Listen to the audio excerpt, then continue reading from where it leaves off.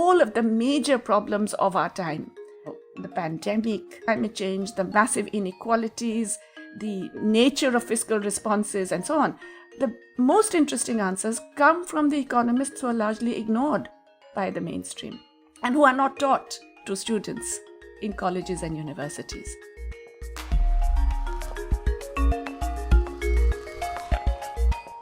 Welcome to this podcast series from the International Science Council, where we're exploring diversity in science. I'm Marnie Chesterton, and in this episode, we're looking at how multiple perspectives can create better science, whether you're devising economic policy, planning a city, or protecting natural resources.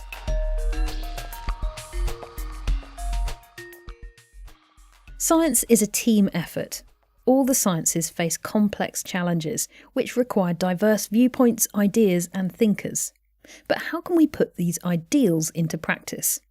As part of a recent project, the ISC has been examining what the post-pandemic age means for economics, and diversity has been a key theme. According to Jayati Ghosh, Professor of Economics at the University of Massachusetts in Amherst in the US, it's a discipline that needs to be more open to change. I do feel that the economics discipline has actually got more and more impoverished over the last half century because it has moved away from the recognition that economics is a social science, or rather broadly a study of society in its economic aspects, which means that it is necessarily more open to debate, that it is less purely scientific in terms of the absolute objectivity of certain conclusions, that it has a more need to recognize the other social forces, political, anthropological, cultural, power imbalances. It has to recognize all of those things when it actually analyzes the economy. We've moved away from that to a notion of economics as being subject to some iron laws and being very, very technical in the understanding, in a way that has diminished the discipline and has diminished our ability to actually understand the economy. We make models which are based on very restrictive assumptions, which somehow assumes that the underlying assumptions are correct, and they're not. But economists are often surprised when the economic reality turns out to be very different. The global financial crisis was a famous example. I think the Queen of England famously remarked, "Why did none of you see it coming?" Economists whom we call, heterodox or pluralist, who recognize these different possibilities, they had been warning for several years about the possibility of a very major crisis, but they were ignored. So I think the discipline has really lost by not coming clean about the nature of the assumptions that guide the mainstream theories. Jayati also argues that this lack of diversity in approach is affected by a lack of diversity in the people who are actually doing economics. There's a domination of what I call the North Atlantic, which is to say that economists based in the United States, the United Kingdom, and to some extent Northern Europe, writing in English, get far greater recognition and acceptance than economists everywhere else in the world. If you look just at the Nobel Prize for Economics, who does it get awarded to over all of these decades? There's been a lot of discussion of how, women often get excluded or marginalized, and certainly there are very few women who make it to the top of the profession, very few role models in that sense. There's a huge lack of diversity even in the North Atlantic in terms of people of different ethnic backgrounds, race, religion, and so on. Now, why does this matter? Because when you come from a particularly different reality, you are more aware of the assumptions that need to be changed, of the ways in which economic mechanisms play out differently for different groups. And that changes the way you do your science. That changes the way you do your analysis. Luckily, though, things are changing. And there are those who want to make economics more permeable to different groups and voices. And that's because young people have come out in far greater number and across the world to demand change. Groups like the Young Scholars Initiative, which has also grown massively in the last few years, who are also questioning, and they're open. They're saying, look, we are not going to exclude anybody. We want to hear all the different positions, and we want to expose ourselves to as many ideas, traditions, and analyses as possible so that we can judge for ourselves which is the most applicable, which is the most relevant, which truly advances our own knowledge. This idea is at the heart of the ISC's Lira 2030 programme, which supports early career scientists in Africa working to meet the goals of the 2030 Agenda for Sustainable Development. What's distinctive about the Lira programme is that it promotes transdisciplinary research, integrating knowledge and perspectives from different scientific disciplines and from non-academics. The idea of transdisciplinary research involving other people, other disciplines, and local people always has something to teach us, especially those of us who are academics. This is Dan Incoom, Professor of Planning at the Kwame Nkrumah University of Science and Technology in Ghana, where he's been involved in Lira 2030.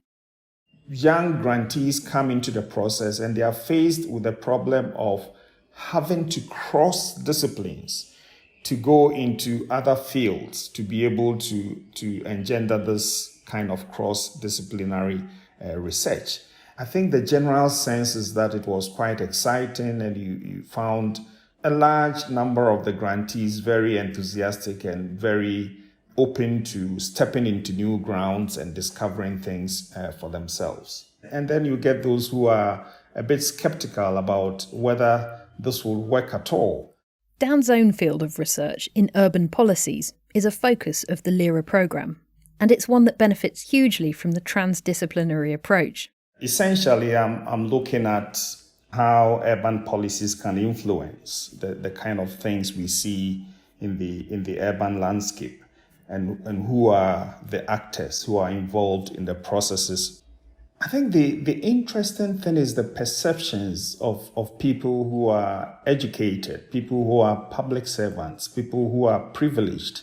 Sometimes people have the notion, and sometimes us academics as well, we have the notion that it's our prerogative or it's our preserve, and that, in quotes, ordinary people do not know much about policy making, and as a result, it is the enlightened, the educated, the elite who will do the policy and later consult the people for their opinions. And that is sometimes shocking because it tells you a lot about how people conceptualize the whole development process, and the fact that there's a lot of exclusion from that whole process. And I personally think from my experience that is the reason why we see a lot of the issues that are unresolved in the urban landscape. The whole idea of transdisciplinary research is to accept that one discipline, one, kind of knowledge alone cannot respond to the complexity of urban issues that we face, and that there needs to be collaboration, there needs to be interdisciplinary, cross-disciplinary approach to resolving issues. And so once you have that at the back of your mind, then the so-called ordinary people also have something to contribute. This more inclusive way of doing research, which values and utilises the contributions of so-called ordinary people, is especially important when the outcomes of that research are going to impact those people.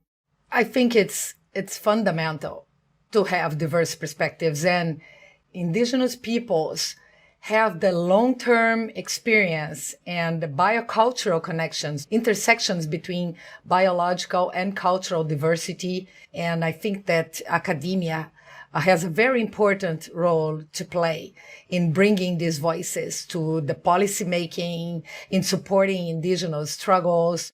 This is Simone Atayigi, Associate Professor in Global and Socio-Cultural Studies at Florida International University. Simone is part of the ISC's community of World Social Science Fellows. In 2012, her team was approached by indigenous communities who were concerned about several new dams that were under construction in the Amazon. So a couple of different indigenous leaders came to talk to me and to my colleagues to ask for support for their struggles and also to challenge some of these studies that did not take their knowledge into consideration. This led Simone and her colleagues to set up the Amazon Dams Network to promote transdisciplinary dialogue and coordinate research across Amazonian rivers, knowledge systems, and people. We realized that people were not talking to each other, researchers were not connecting their topics, were not connecting their research. The research that existed were not properly communicated to society and to different actors, and also that indigenous peoples and local communities were largely invisible in this process of hydropower development. It was through working with indigenous communities to monitor the potential impacts of the dams that researchers were able to discover new things. So we were developing the questions for the monitoring with them. And then something that the researchers did not think about was to also monitor the fruits that are used by the fish that are very important for, the fish to be sustained. And so the indigenous community said, hey, look, this fruit is super important, but we need to understand what the flow of the river, of the changes in the flow of the river will cause to these fruits. So all of that was like a lesson to us. And there was included in the monitoring questions and in the monitoring program. The Amazon Dams Network also highlighted the importance of including women in research projects like this. The indigenous women's leadership was incredible for us to witness that, because, women hold very different knowledge in comparison to men when it comes to the environment. It's critical to have women's participation and to hear women's voices on these topics. Bringing such a range of people and viewpoints together isn't always easy, and there may be some who are against the inclusion of different types of knowledge in research, or who are uncomfortable with it. But Simone has some advice on how to promote fruitful collaboration. You need to be really welcoming and then use, the theory of collaborative knowledge production, the theory of transdisciplinarity to involve them. And there are several tools and methods and things that you can use. And one of them is to use bridging concepts. For example, to ask questions about the values of rivers. For different people will have different notions, different opinions, different worldviews on rivers and the importance of rivers. And when you ask those questions openly, other things can happen, and even biophysical scientists can express something even more spiritual that is connected to that worldview. And that can make them more open to hear and to listen to different perspectives. And then also setting the ground rules early in the process, which is to be more tolerant and inclusive of different perspectives, help. Because when there is any intolerance, you can bring back or remind people of what is our mission here, which is really learn from each other and to be more open and tolerant. Simone, Dan and Jayati's work show that knowledge is a shared journey, requiring input from diverse groups. We each come to science with our own perspectives and experiences, and only by harnessing those can we discover new things about the world, adapt to its challenges, and help science advance.